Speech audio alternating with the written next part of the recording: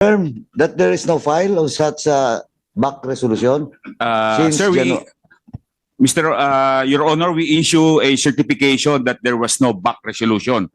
And may we also, regarding the entry of Corban, may we also ask our SBS Secretary if the Sangguniang Bayan allowed Corban to use government space with the entry of Corban using government property. Anyway, yung certification, Mayor, na-submit niyo ba sa committee? Submitted, Your Honor. COMSEC is directed to check, no? Gusto ko makita. We are printing. Chairman Ako, please proceed. Thank you. I'll just finish with the administrative requirements in the last hearing. Madam Keisha Veranda, the accountant.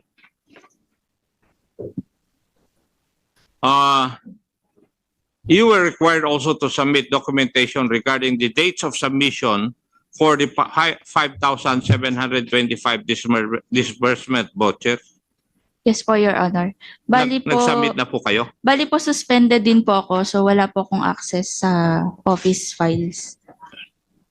May I know from Acting Mayor Carranza kung sino na po ang acting accountant ngayon? We have Mrs. Dolores Toledo, but at present she's confined at the hospital suffering from heart problem. And may I know who would be able to submit this requirement? Your Honor, nagtanong naman po yung staff ko kung saan po nakalagay yung mga files. I already endorsed po. So, staff ko na lang po magbibigay kay Acting Mayor. Staff ng accountant. Yeah, sinong staff ng pangalan? Pangalan daw nung staff mo, Iha. Sylvia Malabanan po. Madam Sylvia Malabanan. Kailan ka ba nagbigay ng instruction for her to submit? Kailan po?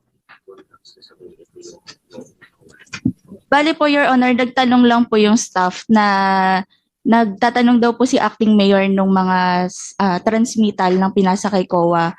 So akala ko po ay ibibigay na po nila kay Acting Mayor. Mayor, hindi ba natanggap? Your Honor, I think even though Ms. Keisha Miranda is suspended, she can always come to the office regarding documents that was respected by this committee. As of today, no one has approached me regarding the pending submission of those vouchers, Your Honor. Anyway, sino yung pangalan ng staff mo? Sylvia. Sylvia Malabanan po. Sylvia Malabanan.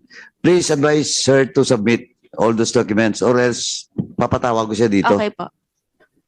Now, before the next hearing, dapat masubmit na po. Okay po. Thank you.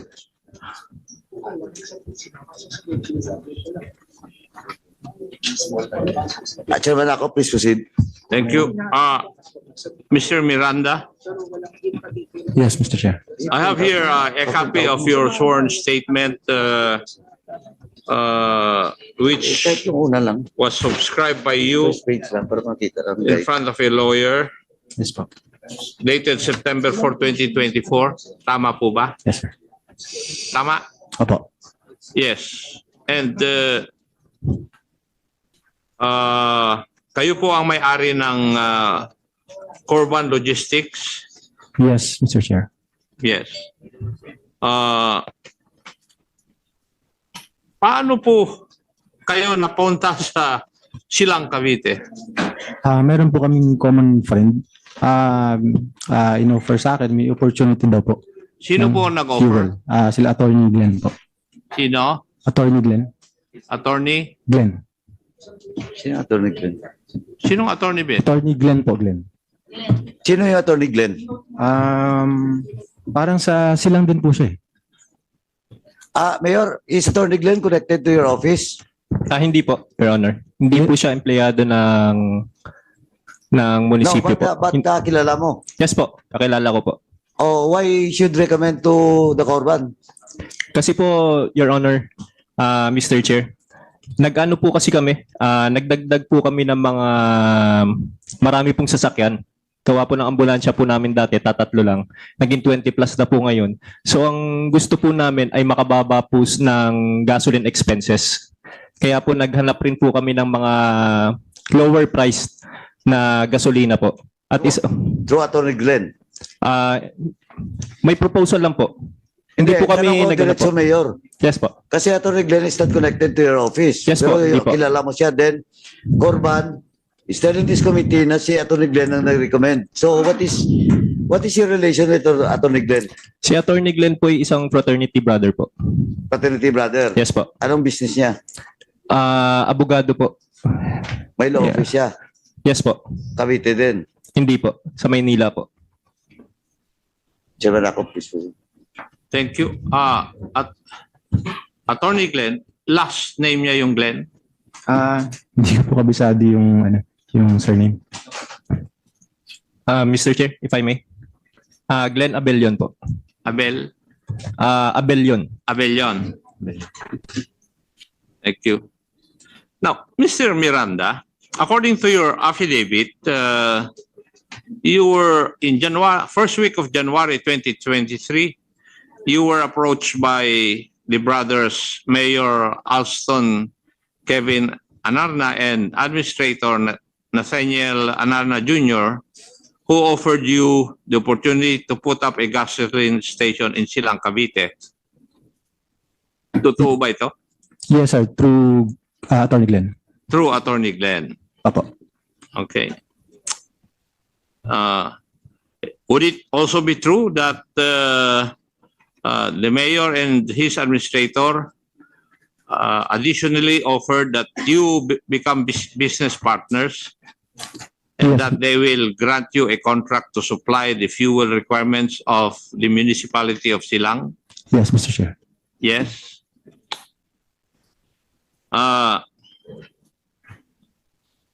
That you were instructed by the brothers Anarna to set up,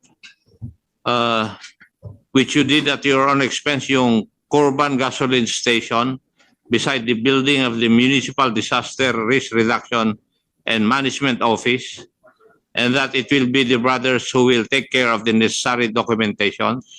Yes, Mr. Chair. Yes. Okay. On 19 January 23, you were made to sign a purchase agreement to supply the gasoline and other fuel requirements of the municipality for a period of 1 year, 2023, amounting to 30 million pesos. And you have continued to supply the fuel requirements until April of 2024, neither aware of any other contract of the same nature. Yes, Mr. Chair. So, ang pag-supply mo ng gasolina up to April 2024 lang. Yes po. Afterwards, wala na. Natigil na po. Ano? Natigil na po, Mr. Chair. Natigil. Ano nangyayari doon sa gasolinahan na tinayo mo? Nandun lang po. Ano lang po siya. Nakatayo lang pero wala nang operation. Okay, thank you. Now, sinasabi mo rin dito sa iyong sinumpaang salaysay na nagkaroon kayo na agreement with Mayor Anarna and his brother regarding the sharing of expenses in the construction and operations thereof. Pero mag-isa mo lang na ginastusan yung pag-construct at saka yung operation ng gasolinahan. Yes. And meron dapat share of the expense yung magkapatid in the amount of 2 million pesos.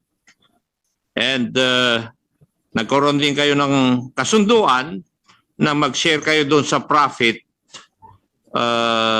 kayo at saka yung Anarna Brothers, 10% of the net income for every liter of fuel sold or supplied. Tama rin po ito. Yes, Mr. Chair.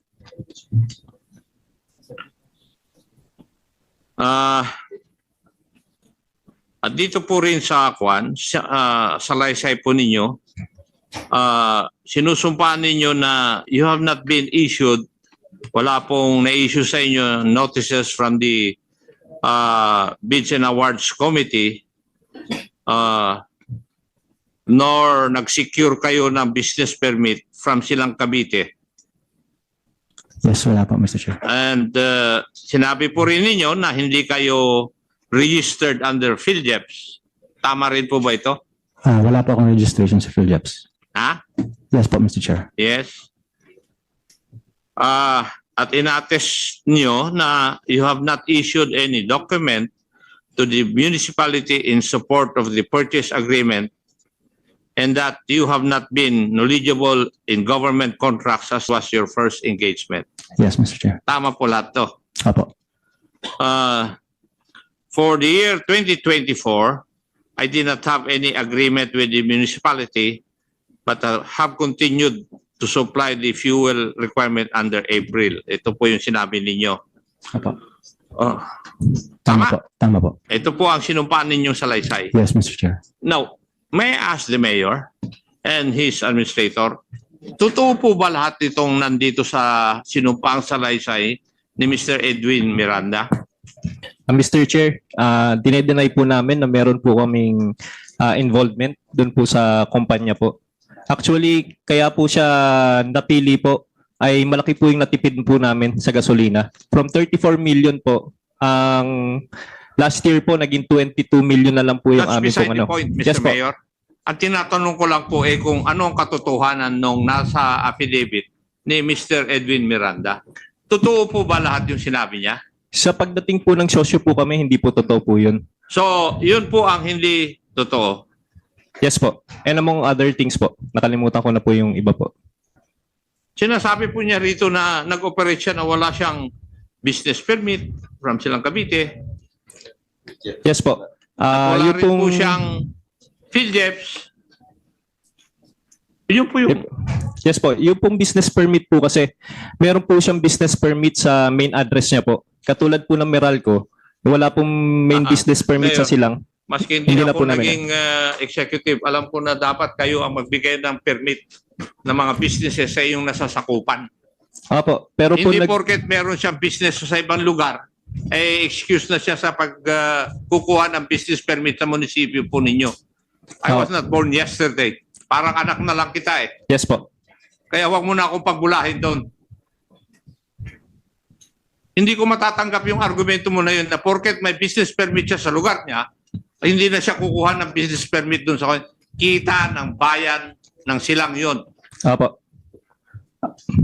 Kaya wag mo akong paglulukohin. Mr. Chair, if I may po. Isasagutin mo yung tanong ko o ano? Yes po, tukol po dun sa business permit po. Gawa po nag-relive lang po kami sa GPBB Technical Support Office, NPM number 178 of 2015 po. Would that excuse you, Mr. Miranda, from getting a business permit from your municipality? Yes po. Would that? If I may get the exact GPBB NPM 178, papasok ko po. Yun po naging basihan po namin. GPPB, business permit, kontrolado ninyo? No, Mr. Chair. Ako nga, halimbawa may negosyo ako sa amin sa Antipolo, magkakaroon ako negosyo sa Silang Cavite, excuse na ako sa pagkuha ng business permit doon? Ganun po ba ang ibig nyo sabihin? Kasi po nagsusupply lang po, nag-rely lang po kami dun sa GPBB NPM 178. Papasa na lang po namin. Now, could you please read that provision para Wala po marinig kong- ng ating GPPB representative here? Ito po. Business permit. Ito po, hindi po yung exact po na yung full text. Business permit issued by the Silang LGU is not required provided that there is a valid business permit from the principal place of business. Apo. Ano ang hindi naman provision na batas yan, very specific na Silang eh. Ay, ano po, nabanggit ko lang po yung sila. Pero you po, provide me the yes po, the isa-send exact po namin provision yung of pong, the law. Yes po. Ipro-provide po namin yung pong pinagbasihan po namin ng ano po. Yes. Hindi. Wala pa yung batas eh. Yung ang hinihiling ko eh, yung sinasabi nilang batas. Ano yan, Mayor, binasa mo? Opinion ng GPPB? From From where? yes po. Ano ko lang po yung back kasi sila po nag-process po ng dokumento. Hindi, tama ba pagkarinig ko na GPPB opinion yun? NPM po. Hindi ko lang po sigurado yung NPM kung anong ibig sabihin. Oh, What is NPM? 178-2015. Mr. Chair, nag-i-issue po ang GPPBTSO na non-policy matter on case-to-case basis po. Base po yun sa request or inquiry po ng procuring entity or requesting entity po. Hindi po ibig sabihin na nasa NPM po siya is applicable to all po. It's case-to-case basis po, oh, Mr. case Chair. to case na yun. Yes po. Sabi ko nga po doon po kami nag-rely po. Ipapasa na lang po namin po yung ano po. Akala ko kasi opinion na nila with regards to your query. Hindi po. Kayo Doon lang po kami pala, nag-rely. interpretation nyo. Yes po. Oh, Chairman ako, please proceed.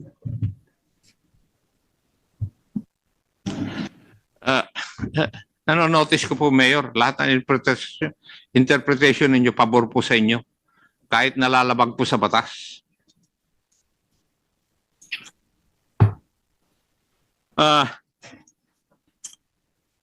Dalawa po yung pinagkukunan nyo ng petroleum fuel, oil and lubricants, di po ba? Kay Mr. Sa M. Asuncion Gasoline Station at saka kay Corban Logistics Incorporated. Tama po. Yes po. Dalawa po.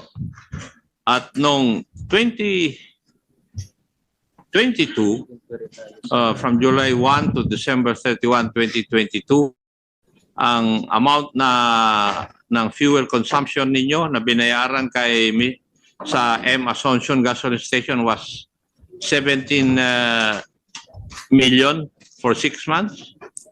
Yung pong exact na amount po, hindi po ako sigurado. According to the records in my possession, 7,004,000. 6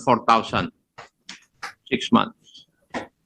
Now, from July 1 to December, that was from July 1 to December 31, 2022. Meron din, binayaran kayo, January 3, 2023, from July 1 to December 31, 2022, kay M. Asuncion din, the same amount. Tama po ba ito? Pwede pong check ko po. Wala po kasi akong nung mismong exact documents. Pero ang alam ko lang po sa noong 2022, if I'm not mistaken po, ang fuel expenses po namin, total po ay 34. 34. Tama. Dalawang 17 eh. Opo, You add 17 plus 17, that's 34. 34 po. Opo, 34. Now, from... so, ito po yung tatatlo yung ambulansya ninyo. Yes po. Ito. Tapos, bumili po kayo ng ambulansya from 3 ambulances to 20 ambulances for the municipality of Silang. Yes po. And Nasa control po ba ito ng municipality or i-distribute po ninyo ito sa mga barangay? control po namin. Control lahat. Opo, kami So, po it's, nagpo-provide ng gas. It's under the direct control and supervision of the municipality. Anong pong opisina ang humahawak nito? Iba't iba po. Usually MDRMO or yung RH po. Sa ano po yan? Tukol po sa ambulance. Yes. Pero nagdagdag rin po kasi kami ng mga sasakyan po sa mga departments. May additional po kami. Hindi ko lang alam kung ilan yung nabili natin. Ilan ba yung mga nabili nating sasakyan? Yeah. Apo, tsaka po kasi nagdagdag rin po yung province ng mga police patrol na pinoprovide rin po namin. So noong 2023 po dumami po yung mga sasakyan po. No, Mr. Mayor, ang tinatanong ko lang po tungkol sa ambulances pero you are providing me with information that is not part of the your answer supposed to be to my questions. Now, Acting Mayor Carranza, totoo po ba na meron kayong 20 ambulances na ngayon? As to the exact number, I'm not I cannot recall, but from the previous number, it was there was a great increase as to the number of ambulances in Silang. And would you be able to tell me if malapit po doon sa 20 na kagaya ng sinabi ni Mayor Anarla? Yes, Your Honor. Okay. And totoo rin na nadagdagan yung police patrol vehicles ninyo? We have more patrol vehicles than before. Yes, Your Honor. Okay. Thank you. Kasi nung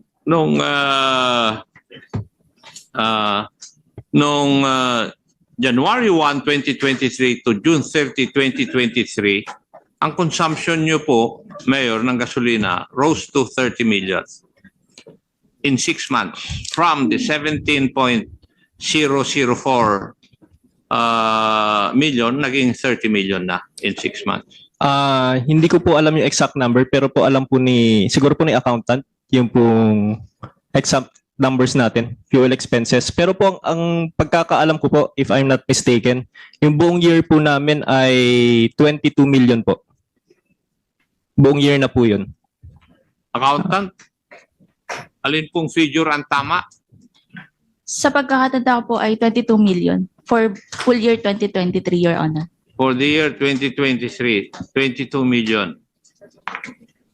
Pero, accountant, meron din po kayong binayaran doon sa Corban Logistics, tama? In the amount of 30 million from January 1, 2023 to December 31, 2023. Your Honor, yung 22 million po is combination na po ng Corban and Asuncion. Could you please provide us the documents necessary to support your allegations? Okay po, Your Honor. Kasi magkaiba dito sa dokumento namin eh. In the next hearing, Okay po, Your Honor. yes. Now, let's center on Corban Logistics Incorporated. Kanino pong lupa, Mr. Miranda, yung pinagtayuan ninyo ng inyong gasoline station? Sa Silang po. Silang? Opo. Municipality of Silang may-ari. Municipality po. Yeah, government. Oh, Yes, sir. okay. Meron po ba kayong pinirmahan na kontrata or lease contract para magamit po ninyo yung yung lupang pag-aari ng Municipality of Silang? Wala po. Wala. Wala po, Mr. Chair. So wala ka rin rentang binabayaran? Wala po. Wala.